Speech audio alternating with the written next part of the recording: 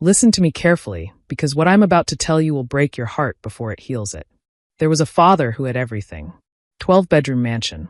More money than he could spend in 3 lifetimes. His name on buildings across America. But every night, he'd stand outside his son's bedroom door, unable to go in. Frozen. Paralyzed by his own fear. Inside that room sat a 15-year-old boy in a wheelchair, staring out a window, drawing pictures of legs that would never work again. A boy who'd stopped smiling 3 years ago when a car crash took his mother's life and his ability to walk. The father tried everything. Flew his son to Switzerland, to Germany, to Japan. Spent millions on specialists who all said the same thing. He'll never walk again. But here's what broke my heart the most. It wasn't a doctor who saved that boy. It wasn't money. It wasn't medical miracles. It was a housekeeper. A woman who used to be a physical therapist until her husband abandoned her. A woman who traded her dreams for a mop and bucket just to feed her kids. A woman who had every reason to keep her head down and mind her own business. But when she saw that broken boy by the window, something inside her refused to stay quiet. And what happened next? What she did in secret, risking everything she had. It didn't just change that boy's life. It exposed a truth that every single person watching this needs to hear. Because this story isn't just about a rich man and a poor woman. It's not just about a boy learning to walk again. It's about what happens when we stop measuring worth in dollars and start measuring it in love. So if you've ever felt powerless, if you've ever wondered if one person can really make a difference, if you've ever been told that your dreams are dead, stay with me, because by the end of this story, you'll never look at your own life the same way again. This is the true story of how a $12 an hour housekeeper became the richest woman in Los Angeles. Not because she gained money, but because she gave something money could never buy. Let me take you back to where it all began. Welcome to Voice of Granny. While you are here, please hit the subscribe button and comment your view on the story and where you're watching from. Let me tell you about a house in Los Angeles that had everything except the one thing that mattered most. Picture this. A beautiful mansion in Beverly Hills with 12 bedrooms, crystal chandeliers hanging from every ceiling, and a swimming pool that sparkled like diamonds under the California sun. The kind of place people dream about. The kind of place that should be filled with joy. But when you stepped inside, something was wrong. The air felt heavy. Cold. Like the house itself was holding its breath, waiting for something that would never come. This was the home of James Carter, one of the most successful real estate developers in America. He built shopping malls, office towers, apartment complexes across the country. His name was on buildings from New York to Texas. When James Carter wanted something built, it got built. He was a man who turned dreams into concrete and steel. But there was one thing James couldn't build. He couldn't build a bridge back to his own son. 3 years ago, everything changed in a single terrible night. James's wife, Sarah, died in a car crash on the Pacific Coast Highway. The accident didn't just take her life. It took something from their son, too. 12-year-old Tommy was in that car.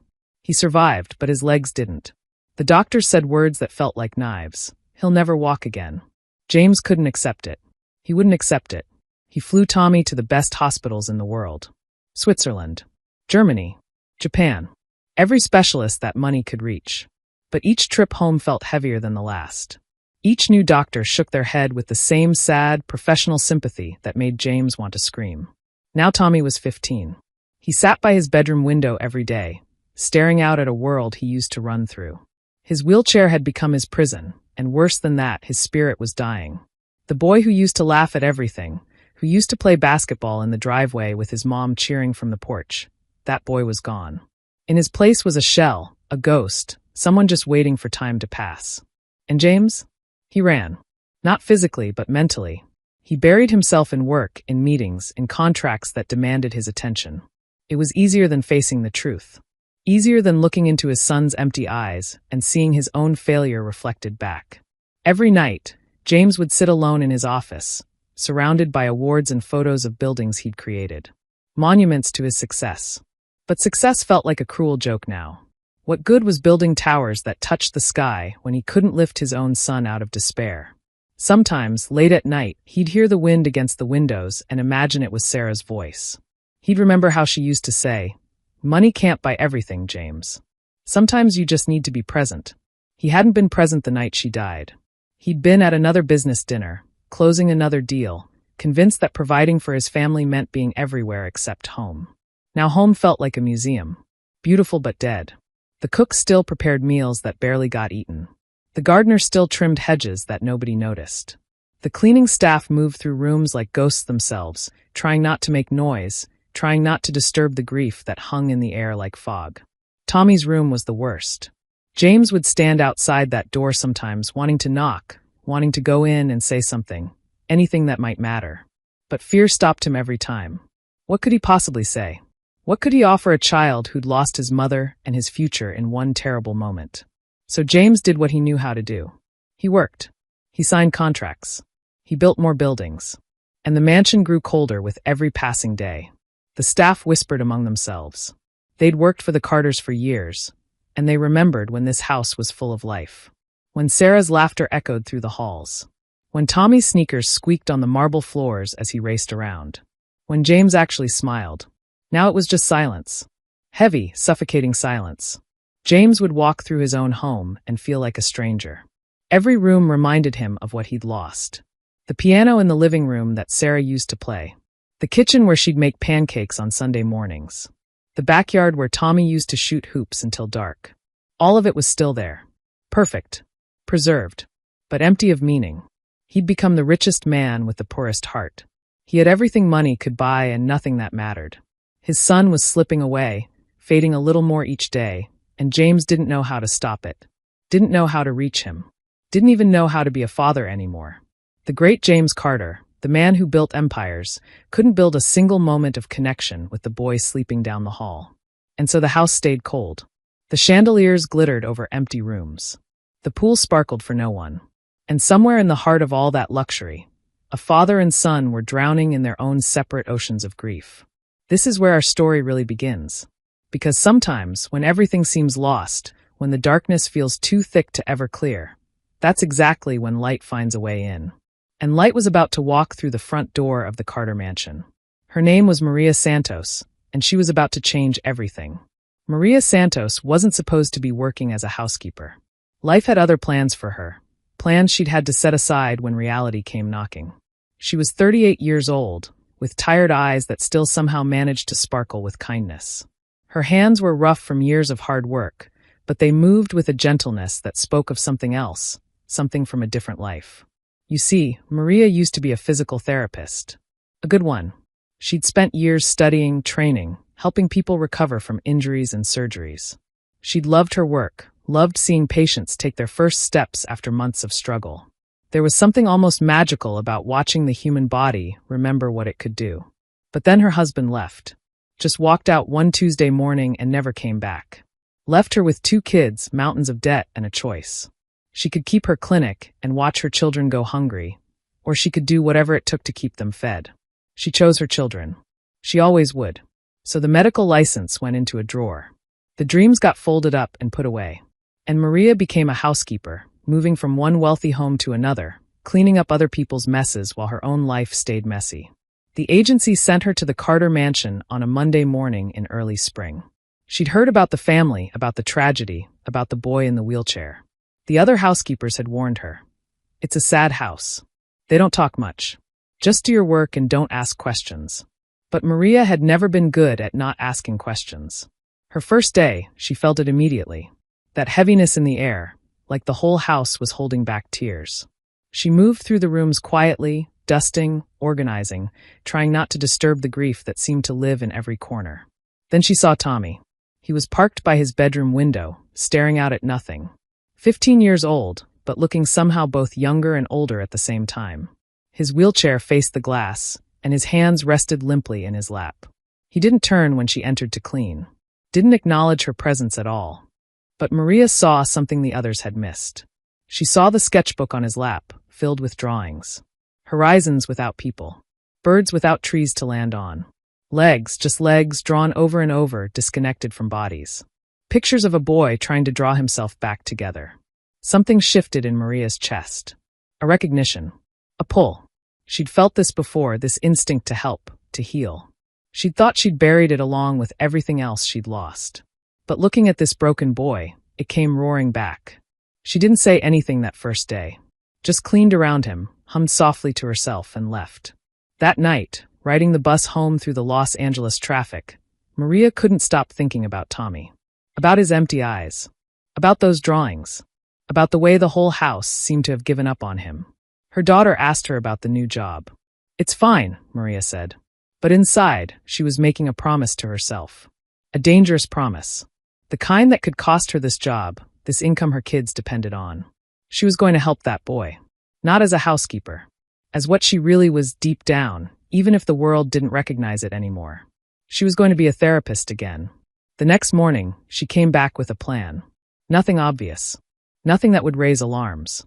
Just small things, gentle things, woven into her daily routine. She started talking to Tommy while she cleaned. Not about therapy or his wheelchair or anything heavy. Just simple stories. Funny things about her kids. Her son who tried to impress a girl and fell off his skateboard. Her daughter who accidentally dyed her hair green instead of blonde. Tommy didn't respond, but she noticed his shoulders relax slightly. Noticed he wasn't drawing quite so frantically. Progress. A week later, she asked him a question. "Could you hand me that book?" She'd placed it just slightly out of her reach. Close enough that he could grab it without leaving his chair, but far enough that he'd have to stretch. He hesitated. Then slowly, he reached out and grabbed it. "Thank you," Maria said, like it was nothing. Like she hadn't just watched him engage with the world for the first time in months. She started bringing music to work. Old songs on a little radio. Songs that made you want to move. She'd sway while she dusted, hum while she organized, creating rhythm in a house that had forgotten how to dance. And Tommy slowly started tapping his fingers to the beat. One day, she accidentally dropped something near his chair. A book, tumbling across the floor. "Oh no," she laughed. "I'm such a klutz today. Tommy, could you help me? If I bend down one more time, I think my back might give out." He looked at her. Really looked at her for the first time. Then carefully, he leaned forward, reaching for the book. His core engaged. His muscles worked. He handed it to her. "You're a lifesaver," she said, smiling. "Thank you." Something flickered in his eyes. Something that might have been pride. From that day forward, Maria began weaving physical therapy into everything. Reaching for things became stretching exercises. Helping her became strength training. She found an empty storage room in the basement and slowly transformed it. A yoga mat here. Some resistance bands there. Nothing medical looking. Just equipment that seemed randomly stored. And piece by piece, day by day, Tommy started coming back to life. His fingers stopped trembling so much when he drew. His posture improved. He started actually looking at Maria when she spoke, even answering sometimes with a word or two. James Carter barely noticed. He was drowning in his own world, leaving early for work, coming home late, avoiding the parts of his house that hurt too much to face. But Maria noticed everything. She saw the boy beginning to hope again. Saw his sketches start to include people, include futures, include movement. She also noticed something else. The way James would sometimes stand outside Tommy's door frozen, unable to go in. The way he'd look at his son with such desperate, helpless love and then walk away. Two people, she thought, both trapped. Both needing someone to believe in them. Maria Santos hadn't come to the Carter mansion planning to fix a family. She'd come to make rent money and feed her kids. But sometimes life gives you a second chance at your calling. And Maria, with her gentle hands and fierce heart, was about to prove that healing doesn't always come from hospitals or prescriptions. Sometimes it comes from someone who simply refuses to give up on you. Just when things were beginning to shift, when tiny seeds of hope were starting to grow in the Carter house, someone new entered the picture. Her name was Victoria Blake, and she was everything that looked perfect on the surface. Victoria came into James Carter's life through work. She was hired as the new chief operating officer at his company, a position that meant she'd be working closely with him every single day. She was beautiful, successful, confident. The kind of woman who walked into a room and commanded attention without saying a word. From the moment she sat across from James in that first meeting, something changed in him. For the first time in 3 years, he felt something other than grief. She listened when he talked. She laughed at his jokes. She made him feel like James Carter the man, not James Carter the tragic figure. He'd forgotten what that felt like. Their business dinners started lasting longer. Their conversations drifted from work to life, from strategy to feelings. Victoria had a way of making him feel understood, like she could see past all his walls and truly knew him. "You carry so much on your shoulders," she'd say, touching his arm gently. You deserve to think about your own happiness too, James. You can't save everyone. It felt like permission. Permission to stop hurting. Permission to move forward. James started smiling again. The staff noticed. He came home earlier sometimes, actually ate dinner, seemed lighter. He even mentioned Victoria to Tommy once or twice, though the boy just stared out the window, barely responding. But Maria noticed something else. Something the others missed because they wanted to believe in the fairy tale, wanted to believe that James was finally healing. Maria saw the real Victoria. It happened in small moments. The way Victoria's smile would vanish the second James looked away. The way she spoke to the household staff when she visited, her voice dripping with condescension. You there, get me some water. Never bothering to learn names, never saying please or thank you. And the way she looked at Tommy. That was what really made Maria's blood run cold. Victoria looked at that boy like he was furniture. No, worse than furniture. Like he was an obstacle. An inconvenient reminder of James's past that she wished would disappear. One evening, Maria was putting away dishes in the kitchen when she heard voices from the terrace. James and Victoria, having wine, talking in the warm California evening. You're spending too much time worrying about that boy. Victoria's voice drifted through the open door. Sweet but sharp, like honey with poison underneath. You have a company to run, James. A life to rebuild. You can't stay trapped in this house forever, trapped in the past. He's my son, Victoria. James's voice was uncertain, defensive. Of course he is, she said quickly. I just mean maybe what he needs is professional care. Real care. Not the attention of some housekeeper who doesn't know her place. Have you ever thought about a facility? Somewhere with trained nurses. Maria's hands froze on the dish she was drying. I could never put Tommy in a home, James said, but his voice wavered. Sarah would never forgive me. Sarah's gone, James. Victoria's tone shifted, became softer, more manipulative. You're here. You're alive. And you deserve to live again. That boy has everything he needs, more than most kids could dream of. But he's dragging you down. Can't you see that? Silence. Maria held her breath, waiting for James to defend his son, to tell Victoria she was wrong. But he didn't.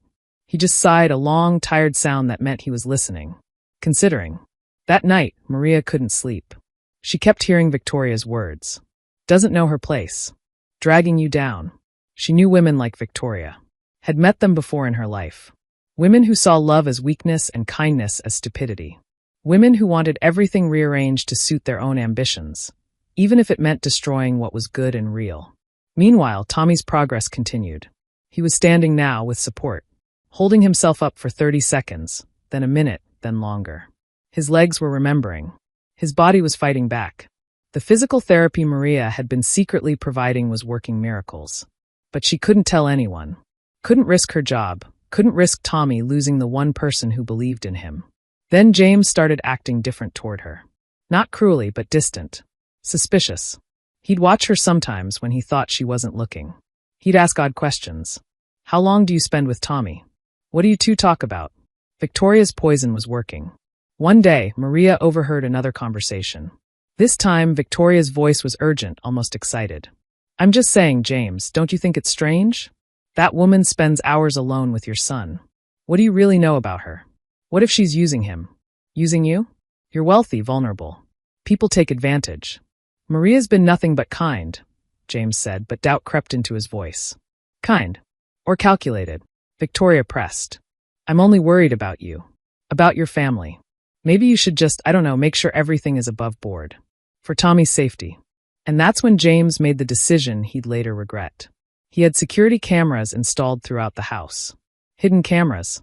To watch Maria. To prove Victoria wrong, he told himself. To protect his son.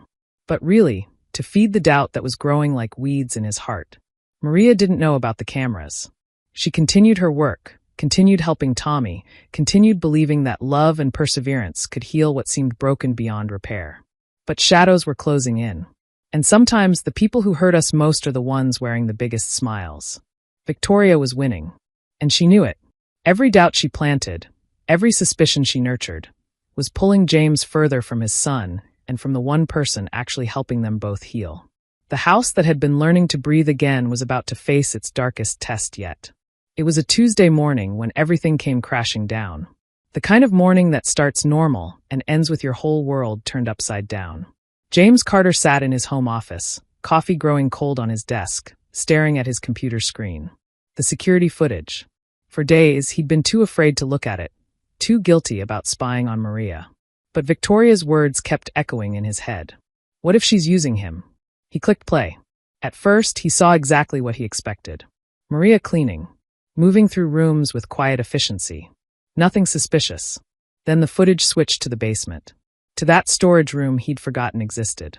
And James Carter's heart stopped. There was Maria, but not cleaning.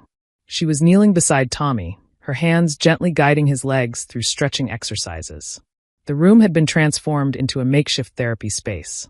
Yoga mats, resistance bands, colorful exercise balls. Tommy was standing. Actually standing, with Maria's support, his face twisted with effort, but glowing with something James hadn't seen in years: determination. "You're doing it, sweetheart." Maria's voice came through the speakers, warm and encouraging. "Don't be scared. I've got you. You're stronger than you think." James's hands started shaking. He watched as Maria helped his son through exercises, watched her count repetitions, watched her celebrate every tiny victory like it was a miracle. Because it was a miracle. Tears poured down James's face. His son was trying, fighting, healing, and he'd had no idea. While he'd been doubting Maria, suspecting her of ulterior motives, she'd been giving Tommy something no amount of money could buy. She'd been giving him hope. James closed the laptop, his reflection staring back at him in the black screen. He looked like a stranger, a man who'd lost faith in the only person still fighting for his family. What had he done? He stood up, needing to find Maria, needing to apologize, needing to understand. But before he could leave his office, his phone buzzed. "Victoria. Good morning, darling. Did you check those recordings? I knew something was off about that woman. You should fire her immediately. She's been practicing therapy without a license, putting your son in danger. If anything had gone wrong, you'd be ruined. We should call the authorities." James's blood ran cold. Not at Maria's actions, but at the cruelty in Victoria's voice. The satisfaction. She didn't care about Tommy's safety. She cared about removing anyone who threatened her control over James's life. For the first time, he saw her clearly. The mask slipped, and underneath was something calculating and cold. "I have to go," he said, hanging up. He found Maria in the kitchen, preparing lunch. When she saw his face, her hands froze. "Mr. Carter," she said quietly, and he could hear the fear in her voice. She knew. Somehow she knew. "My office," he said. "Please." The walk down the hallway felt like a funeral march. Maria followed him, her head held high despite the trembling in her hands. He closed the door. Silence filled the room, heavy and suffocating. "I saw the recordings," James said finally, his voice rough. "The exercises. The therapy. You've been treating my son without telling me." Maria's chin lifted slightly. "Yes. Why?" The word came out broken. "Why didn't you tell me?" "Because," she said softly, her eyes meeting his with absolute honesty. "I couldn't watch him give up on life. I couldn't stand by while that beautiful boy forgot how to hope. You had no right." "I know," she interrupted, her voice shaking but firm. "I know I had no right. But Mr. Carter, with all respect, you weren't doing anything. You were running. And Tommy was dying inside. Not from his injuries, but from loneliness. From believing nobody cared enough to fight for him." The words hit like punches. Because they were true. "I was a physical therapist," Maria continued. "Before my life fell apart. Before I became just another person cleaning rich people's houses. But when I saw your son, I saw a child trapped. And I remembered who I used to be. Who I still am, underneath everything." Tears rolled down her cheeks, but she didn't wipe them away. "I didn't do this for money. I didn't do this to manipulate you or use your family. I did it because sometimes love demands that we act, even when it's risky. Even when we might lose everything." "You could have hurt him," James said weakly. "But I didn't," Maria replied. "I was careful, gentle. Every exercise was safe, appropriate for his condition. I would never, ever put Tommy in danger. Her voice broke. "He's become like one of my own children. I couldn't stand by and watch him fade away." James opened his mouth to respond, but suddenly the door burst open. Tommy wheeled himself into the office, his face flushed with determination and anger. "Don't you dare fire her, Dad," he said, his voice stronger than James had heard it in years.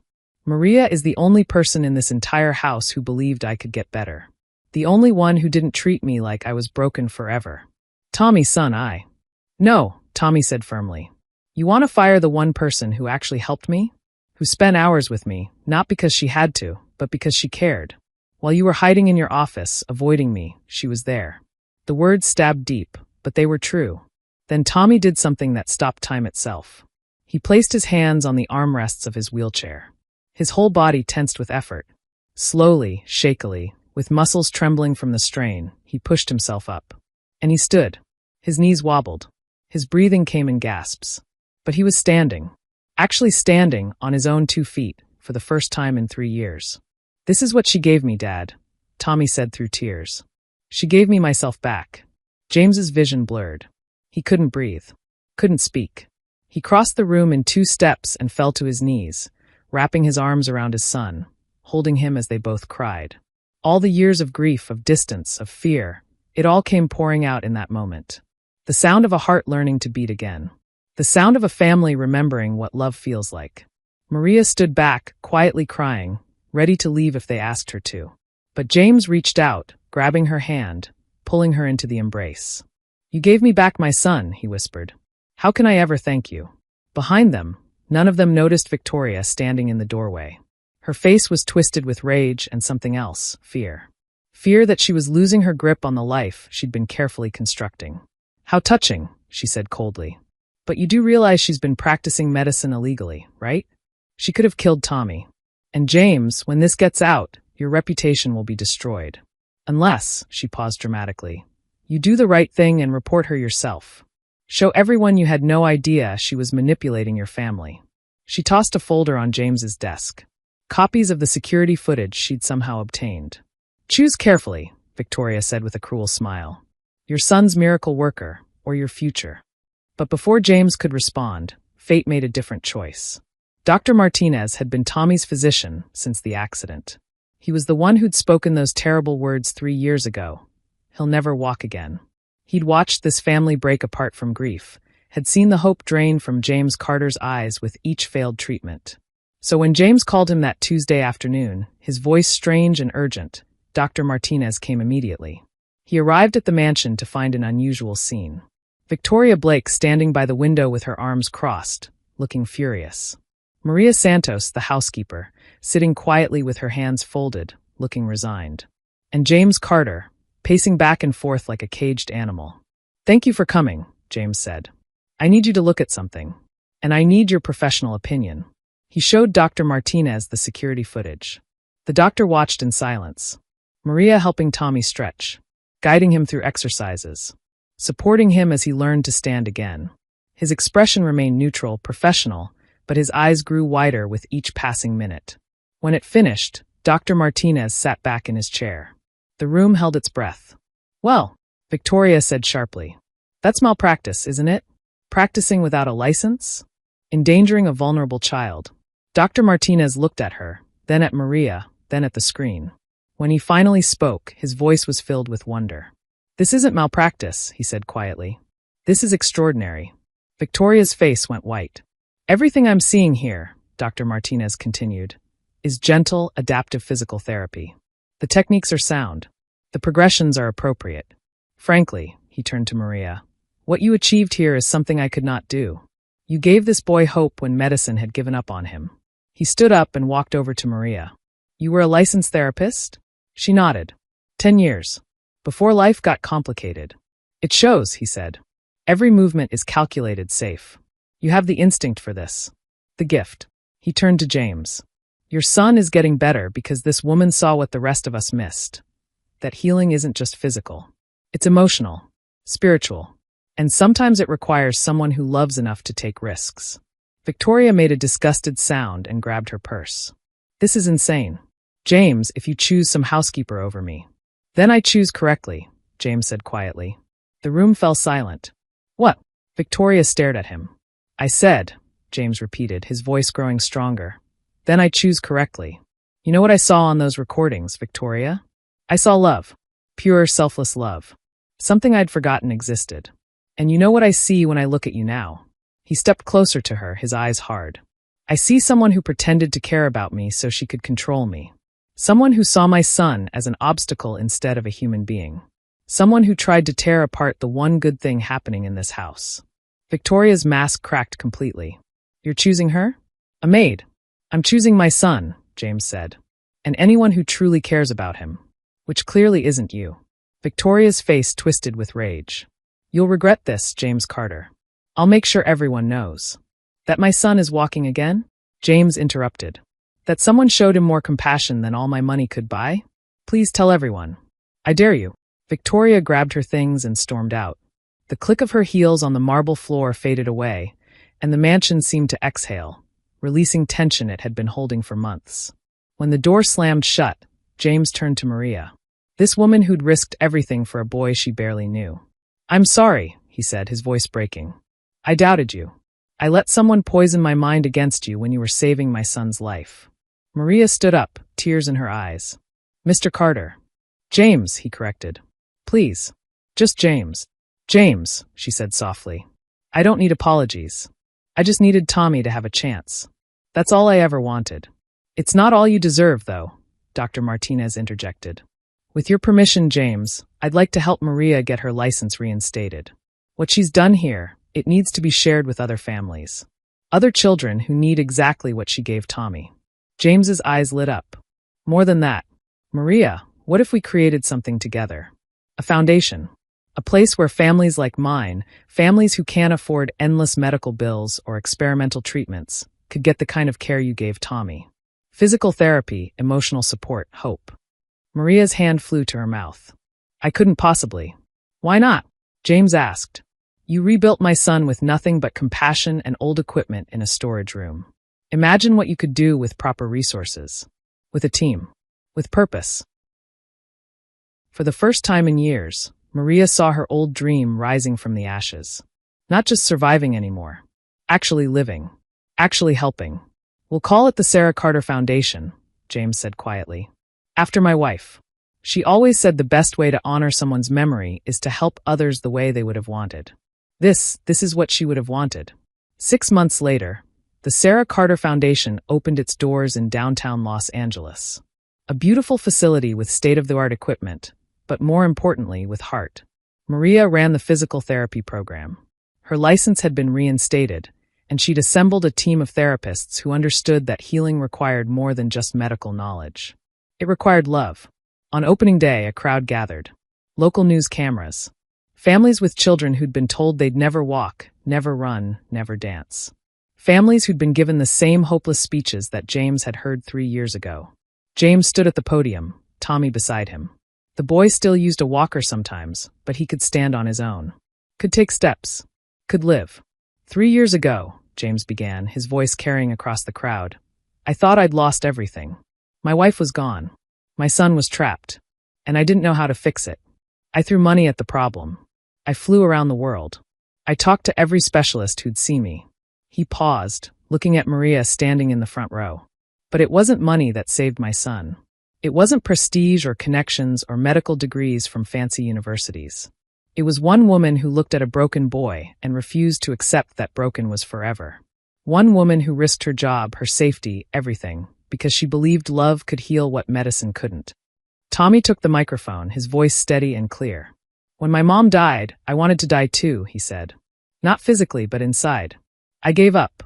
And everyone around me kind of gave up too. Except Maria. She saw me, really saw me, and decided I was worth fighting for. He turned to the crowd, to all the families holding their breath with hope.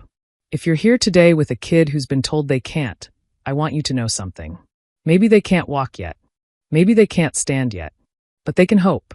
And sometimes hope is where healing begins. The crowd erupted in applause, many wiping tears from their eyes. Later that day, after the ceremonies ended and the crowds dispersed, James found Maria in one of the therapy rooms.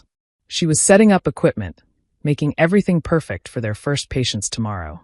You changed my life, he said simply. Maria turned, smiling. You changed mine too. Gave me back my purpose. Reminded me that who we are inside never really dies, even when life tries to bury it. I can't pay you back for what you did, James said.